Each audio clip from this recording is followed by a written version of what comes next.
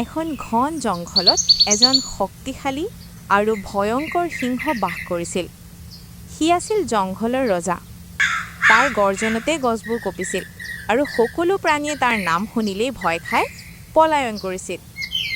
সিংহে নিজৰ শক্তি আৰু গৌৰৱৰ ওপৰত বহুত গৰ্ব কৰিছিল। এদিন দুপৰীয়া সিংহে পেট ভৰি খাদ্য খাই এটা ডাঙৰ গছৰ তলত শুই পৰিছিল। তেনেতে এজন সৰু নিগনি দৌৰি ফুৰন্তে সিংহৰ গাত উঠি খেলিবলৈ ধৰিলে। হঠাতে সিংহৰ নিদ্ৰা ভঙিল। সি খঙত জঁপিয়াই উঠি নিগনিটোক ধৰি পেলালে। নিগনিটো ভয়ত কঁপি উঠিল আৰু কাকুতি মিনতি কৰি ক'লে, মহাৰাজ, মোক এৰি দিয়ক। মই সৰু, আপোনাৰ কোনো ক্ষতি কৰিব নোৱাৰোঁ, কিন্তু এদিন হয়তো মই আপোনাক সহায় কৰিব পাৰিম। নিগনিৰ এই কথা শুনি সিংহে হাঁহি উঠিল। সৰু নিগনিৰ পৰা সহায় পোৱা কথাটো সিংহৰ বাবে হাঁহিৰ বিষয় আছিল।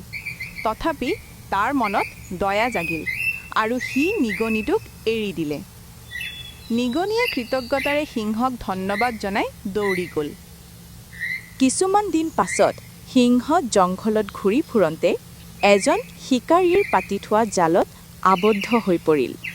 সি য'তেই চেষ্টা কৰিলে তেতিয়াও সি জালৰ পৰা ওলাই আহিব নোৱাৰিলে। সিংহে ভয়ংকৰ গৰ্জন কৰিলে, কিন্তু কোনো সহায় নাপালে। সি নিজকে অসহায় অনুভৱ কৰিবলৈ ধৰিলে। এই সময়তে দূৰত সেই নিগনিটোৱে সিংহৰ গৰ্জন শুনি দৌৰি আহিল। সি সিংহক সেই অৱস্থাত দেখি তৎক্ষণাত বুজি পালে যে কি হৈছে। নিগনিয়ে কোনো বিলম্ব নকৰি নিজৰ তীক্ষ্ণ দাঁতেৰে জালৰ ডৰিবোৰ কামুৰিবলৈ আৰম্ভ কৰিলে।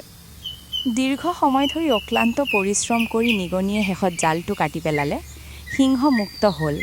সি নিগনিটোক কৃতজ্ঞতাৰে চালে আৰু ক'লে, তুমি সঁচাকৈ মোক সহায় কৰিলে। মই ভাবিছিলোঁ তুমি সৰু, কিন্তু আজি তুমি মোক দেখুৱালে যে সৰু বুলি কাকো তুচ্ছ কৰা উচিত নহয়। নিগনিয়ে হাঁহি ক'লে, মহাৰাজ, দয়া কেতিয়াও বিফল নহয়।